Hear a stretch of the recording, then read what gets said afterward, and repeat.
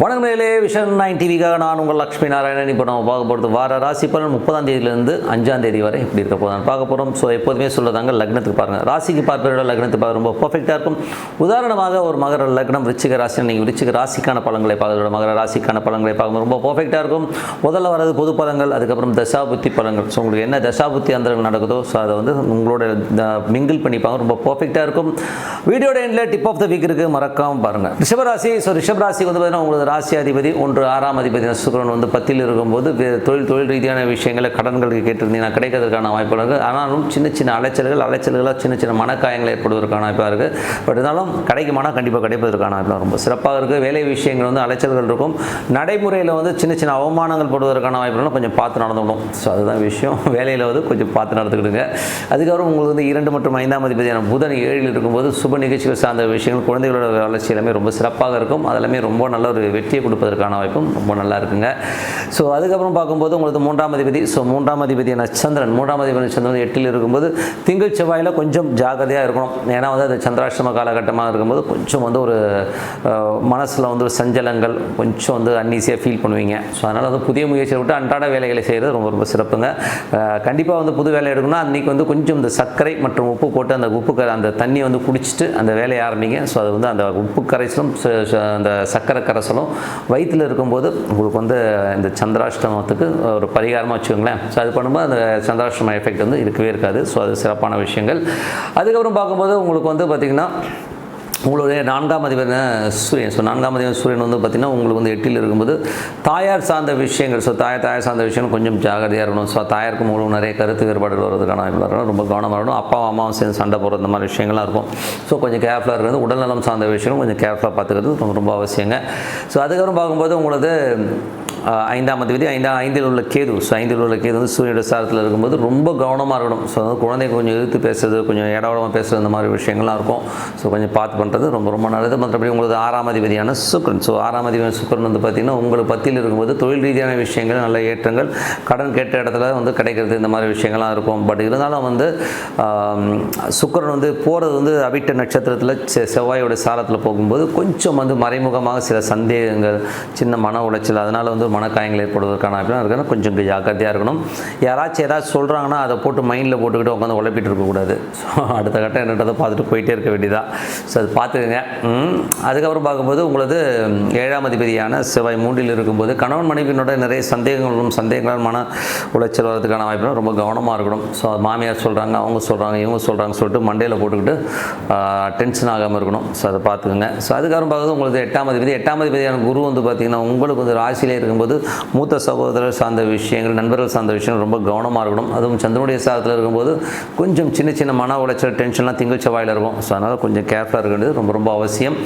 அதுக்கப்புறம் பார்க்கும்போது உங்களுடைய 9ஆம் அதிபதி 10ல் இருக்கும்போது அது நல்ல லாபங்கள் எல்லை தரதுக்கான வாய்ப்புகள், நிறைய புதிய தொழில் வாய்ப்புகள் வரதுக்கான வாய்ப்புகளும் ரொம்ப நல்லா இருக்குங்க. ஸோ கொஞ்சம் அலைச்சல் இருந்தாலும் வந்து அடுத்தடுத்த ஸ்டெப்பு முன்னேறுவதற்கான வாய்ப்புலாம் ரொம்ப நல்லா இருக்குது. மற்றபடி வந்து உங்களுக்கு வந்து 11ல் உள்ள ராகு வந்து சனியுடைய சாரத்தில் இருக்கும்போது நல்ல லாபங்கள் எல்லை தரதுக்கான வாய்ப்புகள், தொழிலில் நல்ல மென்மையான ஒரு அடுத்த கட்டத்துக்கு போகிறதுக்கான வாய்ப்புலாம் ரொம்ப நல்லா இருக்குது. புதிய தொழில் வாய்ப்புகள்லாம் வரதுக்கான வாய்ப்பும் ரொம்ப சிறப்பாக இருக்குங்க. ஸோ இதுவரை பார்த்தது வந்து பொது பலங்கள். இனிமேல் பார்க்கும்போது தசாபுத்தி பலங்கள்.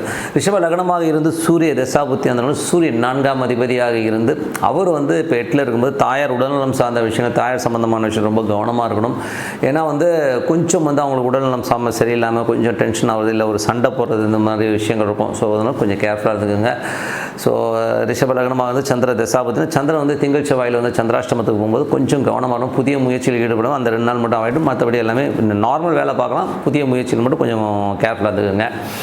அப்புறம் ரிஷப லக்னமாக வந்து செவ்வாய் தசாபதி. செவ்வாய் வந்து பார்த்திங்கன்னா உங்களுக்கு 7ஆம் அதிபதியாக இருந்த 3ல் இருக்கும்போது காமத்திரிகோணம்னு சொல்லுவோம். ஸோ அதில் வந்து ஏதாவது இடக்கூடமாக மாட்டிக்கிறதுக்கான வாய்ப்புகள் ரொம்ப கேர்ஃபுல்லாக இருக்கணும். அதே நேரத்தில் வந்து கணவன் மனைவிகளும் நிறைய சந்தேகங்கள் வரும். ஸோ இப்படி இருக்குமோ அப்படி இருக்குமோன்னு சந்தேகம்லாம் தூக்கி போட்டு நடக்கிற வேலையை பாருங்கள். ஏன்னா ஏகப்பட்ட வேலையில் இருக்கும்போது இதெல்லாம் யோசிக்கிறதுக்கு டைம் இல்லை. ஸோ கொஞ்சம் பார்த்து நடந்துக்குங்க.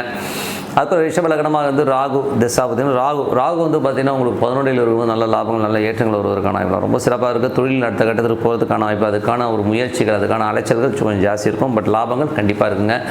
ரிஷப லக்னமாக இருந்து குரு தேசாபத்தியம் குரு வந்து ராசியிலே இருந்து அது 8ஆம் அதிபதியாக இருந்து அவர் வந்து ராசியில் இருக்கும்போது கொஞ்சம் நண்பர்கள் விஷயங்கள் ரொம்ப கேர்ஃபுல்லாக இருக்கணும். புதிய ஒப்பந்தங்கள் ஏதாவது டாக்குமெண்டேஷன் இருக்கணும், 1க்கு 3 வாட்டி படித்து பார்த்து கையெழுத்து போகிறது ரொம்ப ரொம்ப அவசியம். திங்கள் செவ்வாய் ரொம்ப ரொம்ப கவனமாக இருக்க வேண்டிய ஒரு காலகட்டம்.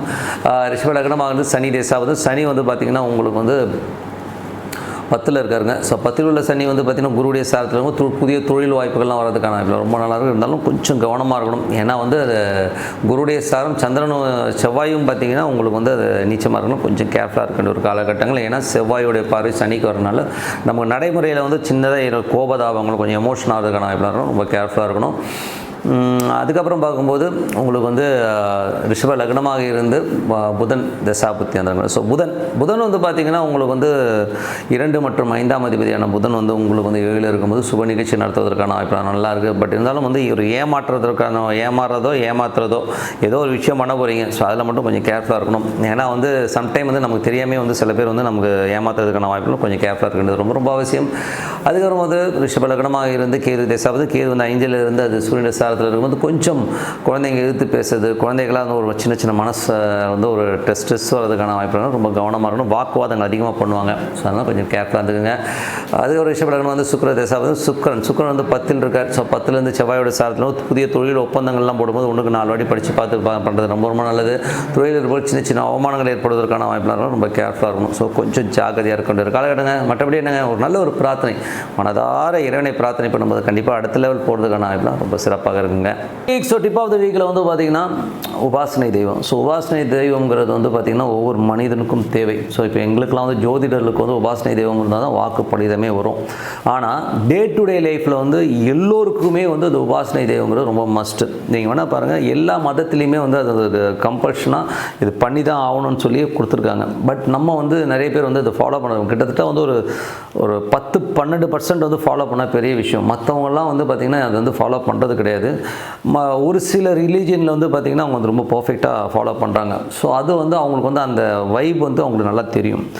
ஏன் உபாசனை நமக்குன்னு ஒரு தெய்வம் வேணும்னா எப்படி 3 வேளை சாப்பாடு முக்கியமோ அது மாதிரி இறை வழிபாடு ரொம்ப ரொம்ப முக்கியம். ஏன்னா வந்து இறைவனை வந்து நமக்குள்ளே கொண்டு வரணும். ஏன்னா வந்து ஒரு 2 மணி நேரம் 3 மணி நேரம் படம் பார்க்குறோம், சீரியல் பார்க்குறோம், எதுக்கோ ஸ்பெண்ட் பண்ணுறோம், அரட்டை அடிக்கிறோம். பட் இறைவனை வழிபாடு பண்ணோன்னா அதுக்கு டைம் இல்லைன்னு சொல்கிறோம். ஸோ இது எவ்வளோ மட்டமான ஒரு விஷயம் இல்லையா? ஸோ நமக்கு வந்து இயக்கமே இறைவன் தான். ஸோ இறைவன் வந்து எப்படி வழிபாடு பண்ணால் உங்களுக்கு ரொம்ப பிடிச்ச தெய்வம் என்னவோ, இப்போ எங்களுக்கு ஜாதக ரீதியாக பார்த்தா உங்கள் கட்டத்தில் வந்து எது ஹையஸ்ட் டிகிரியோ அதுதான் வந்து உங்கள் உபாசனை தெய்வம்னு நாங்கள் சொல்லுவோம். பட் அப்படி இல்லைன்னா கூட நீங்கள் உங்களுக்கு பிடிச்ச தெய்வத்தை வந்து நீங்கள் வழிபாடு பண்ணணும். எப்படி வழிபாடு பண்ணணும்னா, இப்போ உதாரணத்துக்கு ஈஸ்வரன் வந்து பிடிக்குதுன்னு வச்சுக்கோங்க, ஓம் நமச்சிவாய ஓம், அந்த ஈஸ்வரன் உள்ளே வரணும். ஸோ அந்த மாதிரி ஃபீல் பண்ணி நீங்கள் பண்ணும்போது பார்த்தீங்கன்னா அந்த இறைவன் வந்து உங்களோட ஒன்ற ஆரம்பிப்பார். ஸோ ஒன்ற ஆரம்பிக்கும் போது உங்களுக்கு அந்த மேஜிக் நல்லா தெரியும். இதில் வந்து பார்த்திங்கன்னா நிறைய பேர் கேட்குறது என்னென்னா, ஒரு சாமியை கும்பிட்டா உடனே எனக்கு ரிசல்ட் வந்துடுமா, உடனே எனக்கு பணம் கொட்டிடுமா, அப்படியே இந்த 4 பக்கத்துலேருந்து பணம் கொட்டு பார்த்தா எல்லாருமே கேட்குறாங்க. ஸோ பணங்கிறது வந்து ஒரு கருவி சாமி, அது வந்து ரொம்ப ஒரு சின்ன ஒரு விஷயம் தான் அது, ஓகேங்களா? ஸோ பணத்தை விட பெரிய விஷயம் நிறைய இருக்குது. ஸோ நமக்கு நிம்மதி தேவை, சந்தோஷம் தேவை, ஓகேங்களா, நல்ல ஆரோக்கியம் தேவை, இதெல்லாம் ரொம்ப முக்கியம். ஸோ நீங்கள் ப்ரேயரில் வந்து பார்த்திங்கன்னா எனக்கு சந்தோஷமாக இருக்கணும் மட்டும் கொடுங்க, ஆட்டோமேட்டிக்காக நீங்கள் சந்தோஷமாக இருக்கிற அத்தனை விஷயம் வந்து சூப்பராக நடக்க ஆரம்பிக்கும். ஸோ அது வந்து ப்ரேயரில் மட்டும்தான் கிடைக்கும். ஸோ நீங்கள் வந்து உணரணும், மன ரீதியாக உட்காந்து டெய்லி வந்து அதை ப்ராக்டிஸ் பண்ணால் தான் வரும். இமீடியட்டாக வந்து ஒரே நாளில் வந்து நான் வந்து 1 வாரம் சாமி கும்பிட்டேன், எனக்கு சாமி ஒன்றும் கொடுக்கல அப்படின்னு நினைச்சிங்கன்னா அது ரொம்ப தப்பு. கிட்டத்தட்ட வந்து ஒரு 6 மாதம் கண்டினியூவாக பண்ணி பாருங்கள். அந்த டைமில் கரெக்டாக வந்து விடியகாலம் 5 மணி 4:30 மணி எழுந்துச்சு அந்த தெய்வத்தை உபாசனை பண்ணி பாருங்கள். அந்த தெய்வம் பேசலான்னு எனக்கு கேளுங்க, பேசும், அருமையாகவே பேசும். எப்படி தெரியுங்களா, ஒரு இண்டிகேஷன்ஸ்லேயே வரும். ஸோ நான்லாம் வந்து இந்த ப்ரொஃபஷன் வந்து பார்த்திங்கன்னா நான் பேஷனேட்டாக வந்து அஸ்ட்ராலஜி வந்து சின்ன வயசுலேருந்தே பழகினாலும் இதை நான் ப்ரொஃபஷனாக எடுப்பேன் நான் நினச்சி கூட பார்த்ததில்ல. பட் ஒரு காலகட்டத்தில் வந்து பார்த்தீங்கன்னா ஒரு பிஸ்னஸில் வந்து சின்ன சர்க்கிளுக்கு அப்புறம் நான் என்ன எடுக்கிறேன்னு பார்த்து எனக்கு டிவிலேருந்து நிமித்தம் வந்தது. டிவிலேருந்து பார்த்திங்கன்னா ஜோதிடத்தை பற்றி பேசுகிறேன், ஏன் நம்ம இதை எடுக்கக்கூடாதுங்கிற அந்த நிமித்தம். ஸோ ஒவ்வொரு விஷயம் நிறைய விஷயங்களில் என் லைஃப்பில் வந்து பார்த்திங்கன்னா இந்த ஜோதிடத்தை அந்த நிமித்தங்கிற விஷயம் கொடுத்தது வந்து தெய்வம் தான். ஏன்னா அந்த தெய்வத்தை வந்து நான் மனசார பூஜை பண்ணும்போது அந்த தெய்வம் வந்து கரெக்டாக வேறு ரூபத்துலேருந்து வேறு ஒரு விஷயமாக கொடுக்கும், புக்கிலேருந்து கொடுக்கும். அதனால் நீங்கள் ப்ராக்டிஸ் பண்ணுங்கள். ப்ராக்டிஸ் பண்ணும்போது அந்த மேஜிக் நல்லா தெரியும். அதுக்கு வந்து ஒரு பர்டிகுலர் டைம் அந்த டைமை கரெக்டாக ஒதுக்கிடணும். உதாரணமாக சொல்லணும்னா என்னால் வந்து காலைலலாம் எந்திரிக்க முடியாதுன்னா சாயங்காலம் எத்தனை மணி, 8 மணி 9 மணி 10 மணி 11 மணி பரவாயில்ல, எந்த காலகட்டமாக இருந்தாலும் அந்த 11 மணினா 11 மணிக்கு ஷார்ப்பாக உட்காந்து அந்த மெடிடேஷன் சாண்டிங்கை பண்ணுங்கள். ஒரு 15 நிமிஷம் 20 நிமிஷம் வந்து இறைவனுக்காக ஒதுக்கலைன்னா நம்மளாம் என்ன மனுஷங்க யோசிச்சு பாருங்கள். ஏன்னா வந்து அந்த ப்ரேயர் வந்து ரொம்ப ரொம்ப முக்கியம். ஸோ இதில் வந்து நீங்கள் இறைவன்கிட்ட போய்ட்டு பிச்சை எடுக்கிற மாதிரி எனக்கு அதை கொடு இதை கொடு அதை கொடுன்னா கேட்கக்கூடாது. ரிலாக்ஸ்டாக உட்காருங்க. ஓம் நம சிவாயனும் இறைவனை முதல்ல ஃபீல் பண்ணுங்கள். ஃபீல் பண்ணி இறைவன் உள்ளே இருக்கிறார் அப்படின்னு நினச்சிட்டிங்கனாலே கண்டிப்பாக அடுத்த லெவலுக்கு வந்து ஒரு டோர்ஸ் ஓப்பன் ஆக ஆரம்பிக்கும். அதனால் உபாசனை தெய்வம் ஒவ்வொரு மனிதனுக்கும் ரொம்ப முக்கியம். ஸோ வாழ்க்கையில் வந்து எல்லோரும் கடைபிடிங்க. இது வந்து சும்மா ஜஸ்ட் லைக் தட் விட்டுட்டு போயிடாதீங்க. நீங்கள் பண்ணி பாருங்கள். அதுக்கப்புறம் பாருங்கள் என்னென்ன மேஜிக் நடக்குதுன்னு உங்களுக்கே தெரியும். சொல்லிட்டு உங்களிடம் விடைபெறுவது உங்கள் லக்ஷ்மி நாராயணன். எல்லோருக்கும் புத்தாண்டு வாழ்த்துக்கள்.